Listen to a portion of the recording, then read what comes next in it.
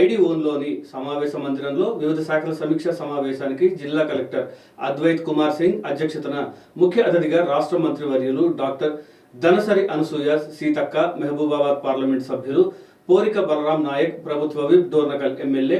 Doctor Jatoth Ramachandra Naik, MLC Tekkellapalli Ravinder Rao, Mahabubabad శాసనసభ్యులు doctor Bhukya Murali Naik, Yellandu MLA Koram Kanakaiah, municipal chairperson doctor Palvai Rammohan రెడ్డిలతో కలిసి సంబంధిత అధికారులతో సమీక్ష నిర్వహించారు. అదేవిధంగా సమాజంలో మార్పు కోసం, వ్యవస్థలో మార్పు కోసం అడవి నుండి అసెంబ్లీ వరకు స్వయం కృషితో దిగిన అక్క మన పంచాయతీరాజ్ శాఖ మంత్రులు, మహిళా శిశు సంక్షేమ శాఖ మరియు సీతక్క గారికి, అదేవిధంగా మాజీ కేంద్ర మంత్రి వర్యులు నూతనంగా ఎన్నిక కాబట్ట పార్లమెంట్ సభ్యులు కోరిక బలరాం నాయక్ గారికి, సోదరులు మురళీ నాయక్ గారికి, కనకయ్య గారికి, మండలి సభ్యులు పెద్దలు తెక్కెళ్లపల్లి రవీంద్రరావు గారికి, అదేవిధంగా మున్సిపల్ చైర్పర్సన్